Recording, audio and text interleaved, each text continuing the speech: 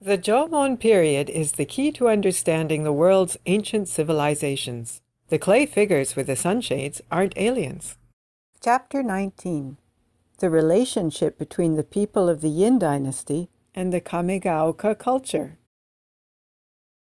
You've convinced me about the patterns on the Nagawa clay figure and the Yokamachi clay figure originating from Oracle bone script, Doctor. But why did the Jomon people know Oracle bone script? Maybe the Jomon people really wanted to attract foreign tourists, and the Yin people came to Japan and taught it to them. Ha ha ha. That would be funny if it were so. You can only see those kinds of patterns in the pottery and clay figures of the Kamegaoka culture. There were a lot of extraordinary shapes that were suddenly produced during the Kamegaoka cultural period, which had not been seen even during the unusually long Jomon period. The Kamegaoka culture started about 3,000 years ago on both sides of the Tsugaru Strait, in the region from the southern part of Hokkaido to the northern part of the Tohoku region. The sitting clay figures of Nomotetai, Aomori, and other clay figures like the Hakodate hollow clay figure that were made just before the Kamegaoka cultural period have eyes like cute little girls. But the Kamegaoka culture's clay figure with the sunshades suddenly has these huge eyes. Talking about huge eyes, there is a clay figure from the Kamegaoka culture, which I call the golden clay figure, as it is the shape of a phallus. Hey, I'm a girl, you know. I don't want to have to look at this kind of stuff, Doctor.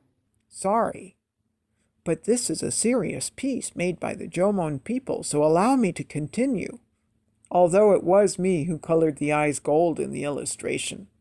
Anyway, there are amazing artifacts in the Kamegaoka culture. For example, there's my favorite piece, the Moheji Pot. What is the Moheji Pot? It is a piece of pottery with a pouring spout that was found in Moheji, near Hakodate.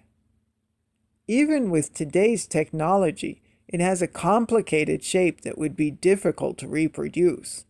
And also, on this piece there are many patterns engraved on it that originate from Oracle bone script. So I guess it means that some people came to Japan during the period of the Yin Dynasty.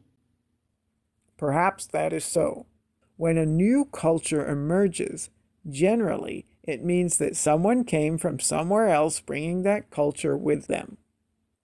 In the Kamegaoka culture, there is a three-legged piece of pottery that looks like a copy of a Yin three-legged vessel, which has been excavated from a site in Aomori Prefecture.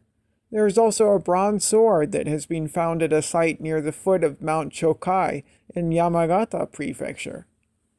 I would think these probably came from the Yin people who came to Japan. Why do you think that? The Jomon people did not have the technique for making bronze items, and the metal components of the swords are consistent with Yin bronze.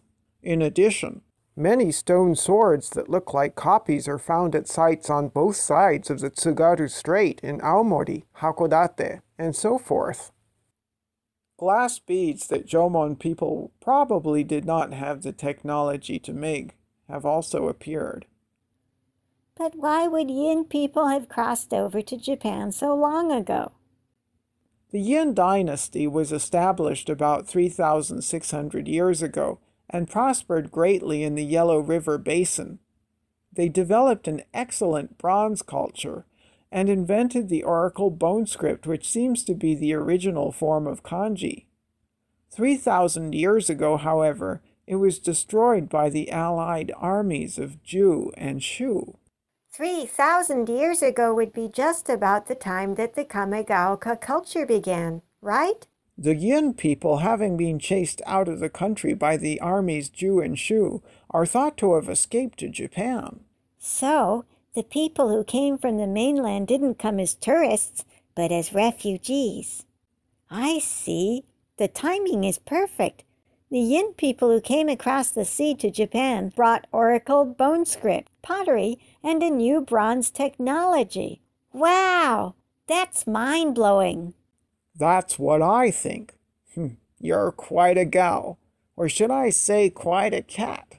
You get the logic so well. And yet the trouble is that most Japanese archaeologists and normal people won't even listen to my theory. Dear me.